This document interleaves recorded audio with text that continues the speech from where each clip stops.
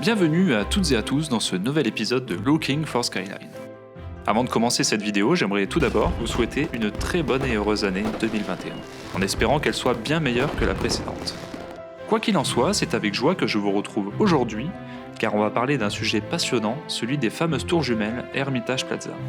Allez, c'est parti! Hermitage Plaza est un projet de gratte-ciel imaginé par le groupe immobilier russe Hermitage, dont le développement est confié dès 2009 au célèbre cabinet d'architecture britannique Foster & Partners, à l'origine du Gherkin de Londres ou encore de la Commerzbank à Francfort. L'idée est de bâtir une sorte de World Trade Center, mais de l'autre côté de l'Atlantique, ici en France. En outre, il s'agit d'ériger sur le front de Seine, juste à l'entrée du quartier d'affaires de la Défense, deux tours jumelles d'une hauteur de 323 mètres. Hauteur tout à fait symbolique par ailleurs, car c'est exactement 1 mètre de moins que celle de la tour Eiffel, en comprenant l'antenne. Notre chère Dame de Fer pourra ainsi continuer à siéger fièrement à la première place du classement de la tour la plus haute de France. Ce projet gigantesque, synonyme de puissance et de réussite, aura les moyens de faire rayonner Paris et la France sur la scène internationale.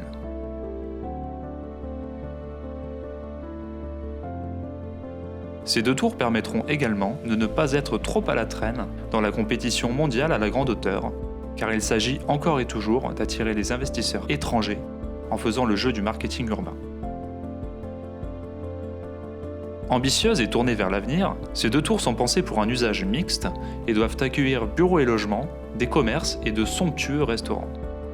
Il y aura aussi un hôtel 5 étoiles de 201 chambres, un spa et des appartements panoramiques. Des équipements culturels et de loisirs sont aussi prévus dont 2 auditoriums, une salle de concert de 1300 places, une galerie d'art et même une résidence étudiante.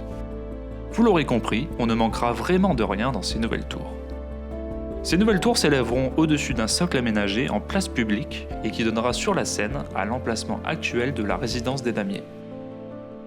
À ce propos, l'avancement du projet fut maintes et maintes fois repoussé.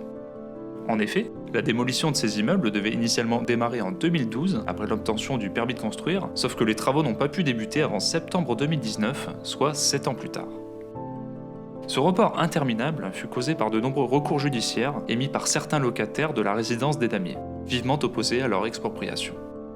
Cette véritable bataille juridique a perduré tout ce temps et n'a fait que retarder l'avancement du projet.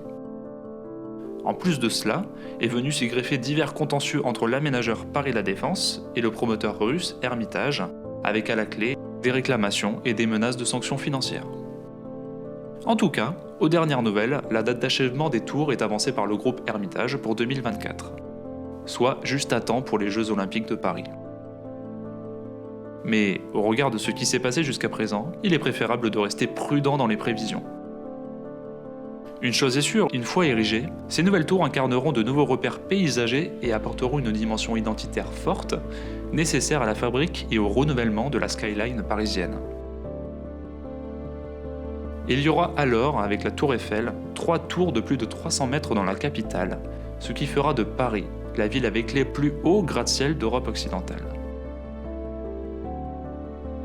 Voilà, cette vidéo est maintenant finie, j'espère vraiment qu'elle vous a plu. Comme toujours, si vous voulez réagir sur le sujet, n'hésitez pas à laisser un commentaire, c'est toujours intéressant de recueillir vos avis. Et surtout, n'oubliez pas de vous abonner, de partager et de liker la vidéo. Ciao!